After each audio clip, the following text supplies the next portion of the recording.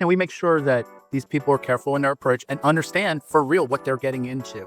I said to him, my goodness, what are you paying? And he said, well, through all my memberships, roughly about $600 a month. And I'm like, oh man, wouldn't that be nice if that was all under one roof? Where does the member journey break most often? When they are lead or they are trial, when they join, when they are onboarding or engagement or renewing? We designed and built our own app for our gym and our gym members' experience. It ties them into the community of who's in the gym. It also takes them through the assessment of the health assessment should they need peptide therapy. It also does nutritional planning for them. And what we're trying to do is we're trying to create an environment where there is no boredom. Recently, we're integrating the wellness and fitness together. Yes. Wonderful.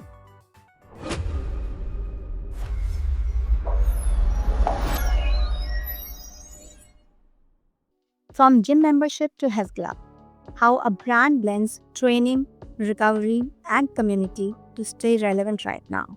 Welcome to Wellness on Purpose. Real operators, real playbook. I'm Queenal, and each episode's one story, a few tactics you can use today. My guest is Derek Riley, President and CEO at Zoo Health Club. He's passionate about bridging fitness and wellness for everyday members. Welcome, Derek. Hi, thank you. Thank you for having me on. Wonderful. So let's start with the simple questions. What was the moment you realized fitness alone isn't enough? We need wellness in the mix. That is a great question. So basically, I'm a researcher by trade as well, and I've been in the fitness industry for over 25 years. I've been around multiple gym brands. And, when I came to take over leadership role here at Zoo Health Club Corporation, I saw fitness evolving beyond just a workout. The future really is integrated health, the recovery, the longevity, the peptides, nutrition, the mental wellness, all under one roof. Members are looking for a 360-degree solution, not just a gym to come to. So, my guess right now is as we advance into the future, I don't want to say that I was pioneering a movement to do the wellness integration, but I do believe that, this is where gyms really need to position themselves to give them longevity in the industry. In a 10 years time span, I don't think we're going to see just membership-based gyms anymore. Like, people really are searching all different types of solutions. So, 2 years ago, I started integrating it. Oh, Everything. It's, yes. So recently, we're integrating the wellness and fitness together. Yes. Wonderful. Just a simple question. A member story you keep in mind when you're making some brand decisions.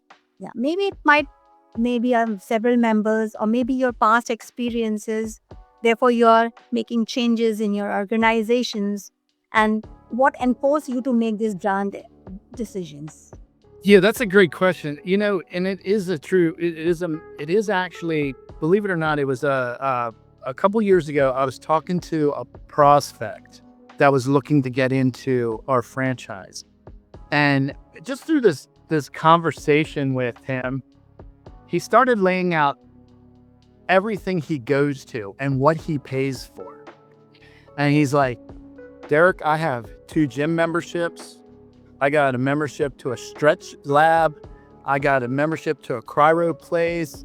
I go to a TRT clinic. And he started mapping it all out. And I said to him, my goodness, what are you paying? And he said, well, through all my memberships, roughly about $600 a month. And I'm like, oh man, wouldn't that be nice if that was all under one roof? Right?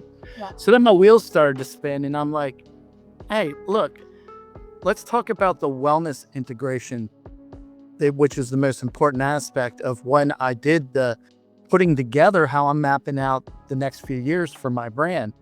And, I started seeing wow, there is a big push and movement for holistic health that the consumer is looking for. Mm-hmm. And there's no reason why the fitness industry and the holistic health industry should be fighting against each other. We should be making it an all-in-one solution for the person. It should be about the customer to begin with. So I was like, how can we go about integrating all these things in the gym? And then it was just a careful mapped out plan. But the conversation started with who is now a franchisee of ours. So it started with that 2 years ago. With that, when I was just blown away. I was like, "What? You're paying for all that?" And he goes, "Yeah. Not only that, it's an inconvenience because I'm going across town. Here, I got to be here. I got to be here." And I'm like, "Yeah, that'd be nice to have all under one roof, wouldn't it?" Wonderful. Yeah, I mean, that form might be called as a turning point. Right. Exactly. Okay, so moving on. Paint the day in the life of a zoo member. They do coaching, recovery, and accountability actually showing up. So what's a day look like for them? Our brand is about fitness. Our brand's about recovery. Our brand's about medical wellness, convergence, all under one roof. We are shifting in the industry from being just a gym to being a longevity-focused gym. So a customer's whole outline is basically they're going to get connected inside the gym. We have various things that allow them to do that. We designed and built our own app for our gym and our gym members' experience. It ties them into the community of who's in the gym. It also takes them through the assessment of the health assessment should they need peptide therapy. It also does nutritional planning for them. And what we're trying to do is we're trying to create an environment where there is no boredom and they can come in and they can get plugged in, whether it's like, we do have the childcare rooms. We do have child classes for the kids as well. We also have integrated smoothie bars and grab and go areas so people can hang out. We have dedicated workstations in some of our gyms. So if someone is coming in the morning and they want to check their emails real quick before they get in their workout before work, or after they work out and shower, they can come in and plug in their laptop, sit there and do a few emails before they head off to work. So we are trying to take care of every aspect of a member's experience inside the gym that will keep them in our gym and not be bored. You are never going to let them go. Yeah, right. So what did you have to stop doing to make room for more holistic experience? Well, you know what? We didn't really have to stop doing anything. What we needed to do is we needed to, we needed to get in the mindset of the consumer that these things can be done within the gym as well. Okay. Now, as far as the wellness aspect goes, we have a chief medical officer for the company. We have our own telehealth company as well. And as far as the peptide therapy and everything and the TRT, we have our own compounding pharmacies as well. So it's more so right now, it's not that hard to guide people on the proper path because the commercialization of things that are out there in the peptide therapy world is running rampant. I mean, the whole GLP-1, the weight management things is all over. You have to be under a rock to not understand that what's going on. So with that being said, we also want to create the safe environment under these type of therapies as well. So that's why we are, we're not just gym people that are saying, here you go. We are regulated because we have a chief medical officer and we have a medical team aboard with the company as well. So, it is always a powerful source of being more of the information provider. That's what we're having our franchisees do in the gym. They are providing the information. They're letting the member make up their own decision. If the decision is that this is something they want to do, then they go through the whole telehealth process to see if they're approved for any of the peptide therapies. Wonderful. I mean, there is so many information out there, but if you find someone who can guide you to the proper direction, it will make more sense for them. So, I mean, how many locations do you have right now? Right now, the Do Health Club boasts 49 locations. We have another 6 in build out right now. And we have a couple franchisees we just brought on board the past couple of months that we're starting to do real estate for. By the end of 2026, we should be over 100 locations. Wow. We are the only franchise brand out there that is customizable for the person getting into the business. We take people from the community that they're in and give them a community-based business, provide all the support and all the guidance from start to finish to even long after they're open. So everybody can kind of integrate what they want into their gym. That's why we do what we do, because we don't do any cookie cutter designs. Not something that works in Atlanta, Georgia is not going to work in Polar, Georgia. So we want to talk to the person in the communities, get to know them, get to know the consumer habits in the community as well. You know, some things like our recovery rooms and our embedded wellness may not be a big ticket item in certain areas. So we want to listen to what's going on in the area. We're not forcing upon certain things. We're very flexible franchise. We're not rigid. We give them the advice of the revenue streams you can put in it, and it's up to them what they want to build out their gym like. Yeah. So yeah, my next question was around this, but I think you have answered most part of it. Was where does the consistency matters across the locations, or where do you allow the local flavors? As you rightly said, that you tailor based on the locations and based on the communities and what's relevant in their communities and what's relevant in their society right now. It's not a one size may fits all. That's good to know. So what's the harder part right now? It's a predictable lead flow or the predictable retention? Oh my gosh. The hardest thing right now, believe it or not, for my company is real estate.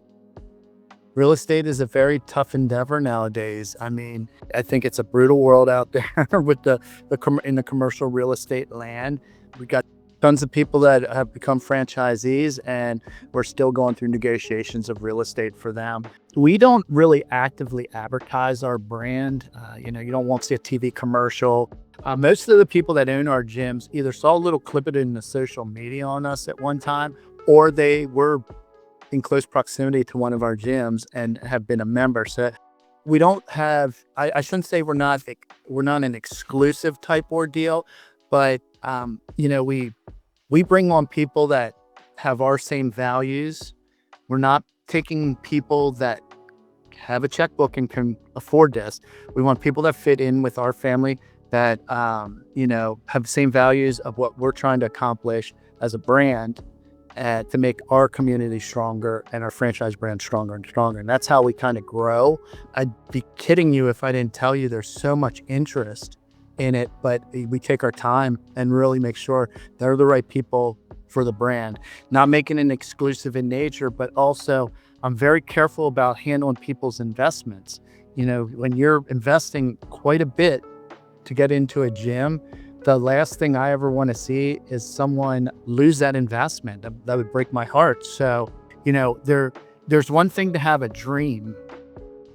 There's another thing to understand. Owning a gym is fun, but now you're an owner. There's a business side of that. You're not a consumer anymore going and working out. There's a business side of that. So, we make sure that these people are careful in their approach and understand for real what they're getting into, because I don't want to ever change the trajectory of someone's life by them failing a large investment. That's just not who we are. That's not what we'll do. That's so heartwarming to hear you say that. That's quite interesting, because when I was Googling you, I saw that it's in Nashua, but we have been in Nashua. We live in Massachusetts, Boston. And that I have never heard of this zoo gym. But that was quite interesting that you guys don't advertise yourself. Maybe your brand that itself spread out and people will know eventually, because you guys are not focusing on right now, but the future ahead. Right. Yeah. So my next question would be, what is the biggest unlock for franchisees in the last year? It's a pricing, packaging, staffing, or scheduling. What attracts them? What attracts them is the customability. A lot of people are interested in getting in the gym business, and if they would call brand X or brand Y, they're very rigid in their design on what they do, because they are a one-size-fits-all approach. Now, I understand marketing. I understand brand identity. And I understand that's these other gym brands really hold on to their brand identity. We got to duplicate this. We got to do this everywhere. To us, our brand identity will be our logo and what we consider our brand colors. But outside of that, I don't want any one of my zoo health clubs to look the same. They look different in every territory. And that even goes into our scalability. Our footprint goes as far as 5,000 square foot gym, the whole way up to a 30,000 square foot gym. The size range also makes the investment range flexible, right? So that allows us to attract a lot of people that are all different types of liquidity levels that we could potentially work with. Number one. Number two is when someone realizes that, wow, I can put that into my gym because you're allowing me to build it. We say, your gym, your vision brought under our brand. So they come to the table and they talk to me and they're like, well, I was thinking of doing this and I was thinking of doing that. And I'm like, let's figure this out. Let's make this work. So there's a lot of brand appeal based off the fact of it's flexible. As long as franchisee doesn't jeopardize the brand, then we're willing to sit down and talk about what would you like to do here? Hey, we're just getting ready to dabble into, we're opening up in New Hampshire, a 40,000 square foot zoo gym that's going to have pickleball in it finally. Wonderful. And if you look at our brand from the old, that's not something we do, but that was something that was important to the two people that are getting into this model. And we said, yeah, let's figure it out. Let's do it, and that's not going to jeopardize our brand, right? That's going to be one of the most popular sports right now. So that's what makes it more appealing as a potential prospect, as a potential consumer. Getting into a gym is always going to be the flexible model, the customizable model, and just all out just working with our team. Because as I told you, there's many brands that would say, if many brands can sell 10 franchises in a month, but the support system breaks down when you're doing that. So we want to stick with less than a handful each quarter to really make sure that we're digging in. My team digs in with them. We want to be there for everything. We're there for everything. You do provide support to all your locations. So do you provide marketing solutions to them? Or maybe, of course, the hands-on knowledge transfer is one part of it. But on a monthly basis or on a weekly basis, how do you do follow-ups with them? How progress they are making? I have a support team that's sectioned off in different regions. They're not all here at the corporate center. I have a handful here at the corporate center, and then I have another handful, a team up in basically up in New Hampshire. Our franchisees are trained in the new franchisees coming aboard are trained on our business model, how to operate, everything from sales strategies to the pre-sale philosophies to marketing, customer retention, and everything like that. They're trained inside the gym with a team. So outside of that support structure, we are there. We have boots on the ground with them when they start their pre-sale memberships, and then we're boots on the ground for their grand opening, of course. And then it's segmented different ways. I have different people that are masters at certain strategies involved. I have somebody up in the Northeast that's a master of membership sales.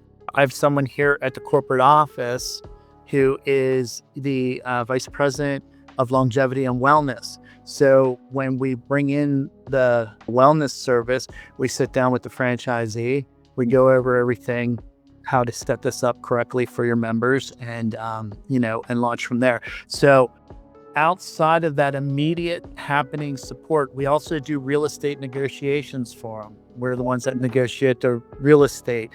We do the blueprint plans for them for the gym. And then outside of that, when they're opening and functioning, they stick to a bi-weekly support call, a Zoom, with someone from the team, but they're capable of getting a hold of us whenever they need certain situation. Now, that dispatches, I need to know what actually is needed from the franchisee, and then I assign somebody from my team that is the master of that lane, right? And that's so they get that bi-weekly for up to a year.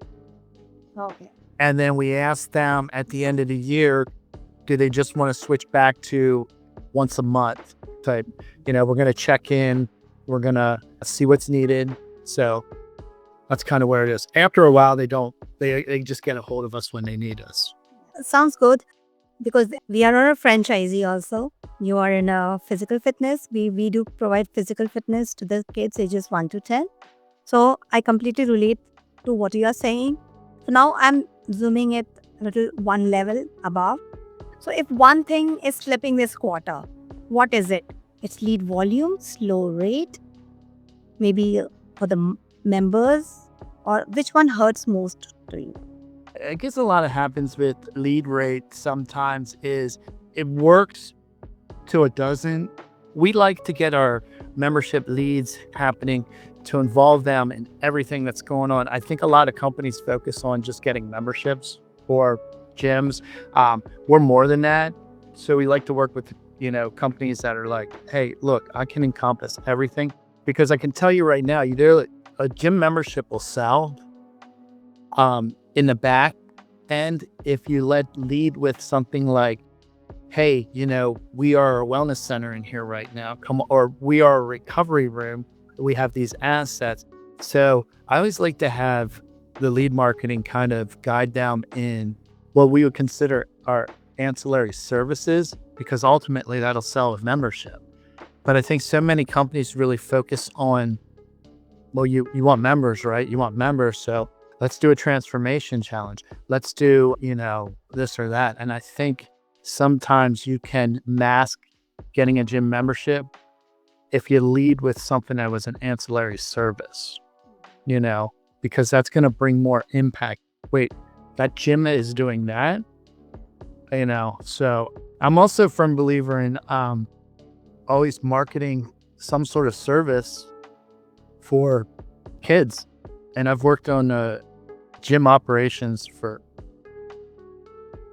ever. I've been a gym ops guy forever, but I used to say, if you can get their kids involved in something, you ultimately will get the parents, right? So, if there's something there for the kid, movement for the kids, then there's a lot of parents that won't just drop their kid off at the gym. They'll come in and, then you can start focusing on advertising, take a group fitness class with your significant other, or work out together, or, everything like that. So. Totally makes sense. Totally. My mind is churning right now. Right? Yeah. Okay. So, in your operations, what work chews up the team every week? It's following ups, cancellation, schedule makeup, billing cleanups, and which of these you would never want to do manually again? I don't necessarily worry about the billing, because, we are partnered with we have a vendor company, Paramount Acceptance, that has been working with our gyms forever. That's a hard one to say. There's not a lot of stuff that I do manually. And as far as access to me, as the president of the company, I'm still very actively involved. I'm the first person that a potential franchisee that comes from a lead, I'm the first person that's scheduled with on a Zoom right away. Okay. So I have a lot of systems in place. I have two people that actually field potential leads, and after they're vetted, they have the liquidity and everything like that, they're fast tracked on my schedule to do a Zoom with me. So we are a brand that doesn't do discovery days here at the office. Our franchisees get this interaction first. If they want to come to the corporate office, they are allowed to. We're literally a block away from the beach in Fort Lauderdale. So, they can come for a whole weekend and enjoy some time. But most of the time, by the time they get to me, they're already about 60% in. They just want to guidance on going a little bit further, what they need to do to get this happening. I don't do a lot of manual stuff. I do sometimes. The only issue I ever have with my lead flow is just people not being honest on their application. Okay. I'm pretty busy and I make time for everybody. But, if we tell you what liquidity is required to do a gym, you got to have a job and you got to have something in the bank. Sometimes my frustration with the lead is, just really weeding through what is actually qualifiable. Yeah. I mean, you're not alone. A lot of the business owners are seeing that, like, if the true and honest conversations, they should need to have firsthand before coming to us. So, yeah, we are in the same boat. Right. Yeah. So, where does the member journey break most often? When they are lead or they are trial, when they join, when they are onboarding or engagement or renewing. So what was the first signal you see that it tells you, okay, it's going to break? We make sure to really get them actively involved. One of the things I can tell you that happens in a lot of other brands, I should say, is, there is a point of a gym's a gym is a gym is a gym. Okay. No matter what brand it is. And if you don't have these outside offers other than just equipment, that's where you see a member consistently leave the gym and go join another one. Because I think they don't at the time know what they're searching for, but they're searching for an experience is what they're searching for. We make sure a lot of people get plugged into our system as they come in.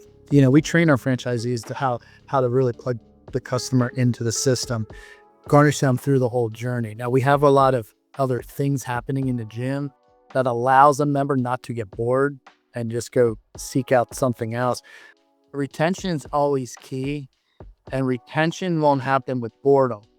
Take a new person who has not been, let's just say they've been out of the gym for 10 years. Mm-hmm. Okay. If they stroll into the gym and join, and no one helps them and guides them, or just ask them, hey, this is free to our gym, but you want me to go around with you one time, show you some, because the equipment from 10 years ago is completely different. There's so many new pieces of equipment. You see people standing at them all the time, like, okay, how do I they don't want to do it because they're afraid. I use my phone and Google, what's that? Right. The thing is this is why gyms always bank on big financial windfall of January, the resolutioners. Why do most of the resolutioners leave? They don't leave because they just don't want to work out anymore. They leave because they necessarily don't know exactly what they're doing. Yeah. Okay. There's more engagement. Yeah. And we used to term it years ago, the cardio nomads, because they'll come in and they'll see the old pin pull machines that they can do the chest and the pec decks with, but then they look around and they're like, well, I'll just go to the treadmill. And then they're on the treadmill. And then 3 weeks later, they're no longer in the gym anymore. So we want to make sure that we don't bank in our brand on seasonality, because we have other things happening in the gym. Okay. That's first and foremost.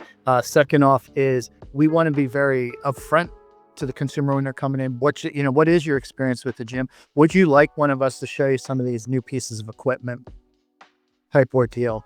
I think to me, that's some of the most important aspects of tying somebody into the community. But also we have this really neat design, connection, social connection in our app as well. People are looking for training partners all the time. Yeah. And you can connect within the app. Accountability buddy, we call it. Exactly. Right. Yeah. Wonderful. And thanks for saying out loud, of course. And until unless you are engaged with your client, they are not going to sustain with you. Exactly. So what's the biggest constraint right now across locations, like staff capacity, the playbook consistency across location, or the data visibility?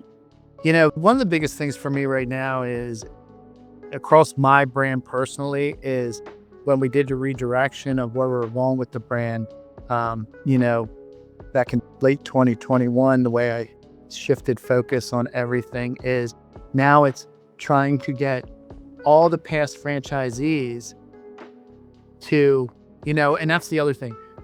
We're not rigid where we're forcing upon our changes on our past franchisees. However, I have past franchisees that are trying to, they want to speed up and get up to date with what all the new ones are doing. And that's a lot of work for us. So it's to bring everybody up to speed, if that makes sense. I mean, do you have to provide some directions or some data or maybe some knowledge transfer? We do provide a lot of data based off of, the revenue, because it's a revenue source. Everything we do in our brand is to directly impact the franchisee in their locale. So to make them the sought out community, as I said, longevity focused gym. So providing the data on the type of new assets that we have, such as what does it look like if 50 members were part of a peptide therapy program? What does it look like at 100 members? It's a lot of data. It was a lot of tracking, and it was a lot of testing that we did. We didn't just launch out. We launched in one to start garnishing the numbers. Then we branched out to a couple other ones to start garnishing numbers. And the same thing is how we tie in our whole programming systematically is you're the customer. What's the monetary value to that customer? Did they just get a membership, or did they upgrade to going into the recovery, hitting a recovery asset twice a week, like the infrared sauna or the compression sleep therapy? Did they start their journey with some nutritional counseling? And did they get on any peptide therapy for longevity, weight management, or recovery? To see how that all pans out when you were a brand that has been around for 17 years and didn't start that way, wanted to make sure it was feasible. So data analysis was very critical during that time. So, I mean, how much it has helped? Like 10%, 20%? Is there a range? I mean, since you have been doing since 2021, rolling out this process? Well, with everything, we pick and choose. It's always the same location that we launch stuff in. We started there. Then we wanted to see what this would look like, what I would consider one of my low tier size gyms. Okay. It's going to be wildly successful. Number wise, when you're a 30,000 square foot gym, it has so many members, but what's that look like in a 5,000 square foot gym? And then we chose to do a mid-tier one to see what that looked like. So we didn't do a cross section of 10 to 20 gyms or what's it look like for 10 members in this location. We section our gyms off in 3 tiers. We have the 5,000 to 10,000 square foot, we have the 10 to 20, and we have the 20 to 30. So we just picked a locale in each kind of tier, right? And then from there, we kind of expressed all 3 of those together as a data line. Mm-hmm. Okay, so you are doing it in a tiered wise. Yeah. Okay. So, I mean, it's just a question out of nowhere. Like, if nothing changes for 60, 90 days, so what suffers most for you? Is it a revenue, member experiences, or the team energy? And what's the downstream effect? Sometimes one of the issues that we do have is, we're a franchising brand that has a lot of flexibility. Mm-hmm. But with that flexibility, you got to have some discernment and understand we are a system. It's our system that's successful. Yeah. Okay. We're allowing you the freedom to do pretty much what you want to do in the gym. Mm-hmm. But when you go off the system, I always call it going rogue. When you go off the system and go rogue, thinking, I know it's my gym, I know better than the corporate does. And I understand it's their ownership. I get that. They're a business owner. They want to be treated like they own a business. But we are a system. When the system breaks down, then revenue somewhere suffers in the gym. The gym business is not, I know I hate the term all the time when people say, well, it's not rocket science, but it really isn't rocket science. There's 3 things you got to do. You got to market. You got to sell memberships off of what you marketed. And then you got to have that customer service experience that keeps them there. It's 3 things. When one of those things are out of line, then you suffer. They all have to be working functionality. The biggest breakdown that we have is when people treat the location, especially in the first 2 years, when they treat the location like the movie Field of Dreams. It was built, they'll come. And that's not necessarily true, right? We know that. Yeah, people will see it. They'll scroll in. They'll be nosy. They want to see what this is. The new gym. It says Zoo Health Club. My gosh, is there animals in there? You know? But when they stop marketing, and that doesn't mean market spend thousands and thousands and thousands of dollars a month. It just means know that you always need to be doing something, whether that's anything in social media marketing or anything, just making sure every month. You know, one of the biggest things we teach them during their pre-sale is to get out around the community, right? And garnish interest, grassrooting in your own community. Well, once pre-sale's over and the gym's open, you should still do that. You should still be out at all the community events. You're now a fixture of business in that community. So systematically, rogueness in my brand always breaks down the marketing aspect where they decide, you know what, I got this many members, I don't need to market anymore. Yeah, I understand what you're saying, that you have to be in the system. You can customize, but within the system, you have to do that. Yeah. To be honest with you, that is what our business model is. Our business model, right? You can make your gym a playground, how you always visioned it. But remember, what makes us successful is our business model. Okay, and that gives you the flexibility and the customization happening, but just also stick to the plan. And like I said, you know, franchising is great, right? If you have the money and you don't like your job and you've always wanted to be in an industry, you know, we'll bring you in. We'll train you. We'll show you what it's like to own and operate a gym. But understand, a lot of the people that are coming into this business or any franchise business has never owned a business before. They're working for an employer. They're tired of that 9-to-5 grind. You hear it all the time. I want to own my own business, right? So they come to the franchise because we have the model developed. We are basically giving them a business in a box with the freedom to customize, but it's still a business is what I always say. It's a business. You need to understand your numbers. You need to understand that, yeah, you can work out in your gym, but you're not a consumer of gym membership anymore. You are an owner of this gym. So you better do A, B, and C, because that's how we'll make this very successful. Yeah. You know, I completely agree with you. Just you said that if you have a magic wand to fix one thing that's slowing you down, what would you pick? right now, my goodness. First and foremost, and there's a couple things. Let's talk external and internal. Internally, I would like to wave that magic wand and go back to kind of what I was just saying, to let that people understand, you know, there are really 3 keys to this business. Make sure you're keeping up with all 3 keys. I don't care what else you do. You can study kinesiology all you want to help a member, but remember, you're running a business. So let's market, let's get good at sales, and let's get good at customer service. Externally, right now, we would ramp up our induction of new franchisees if we could get the commercial real estate market wasn't so volatile. It really is. I can remember after 2020, I can remember receiving no less than 4 dozen different calls from commercial realtors begging, do you have somebody to put into any of these spaces? And then all of a sudden, when things got better, it's like they lost their minds what they're trying to charge to get into these places. You know, it's absolutely, and the gym business is very symptomatic that we cannot be in high rent structures. It's just not feasible for an owner. And once again, I'm telling you this, I will never put anybody into business to put them out of business. That's not who we are. That's not who I am.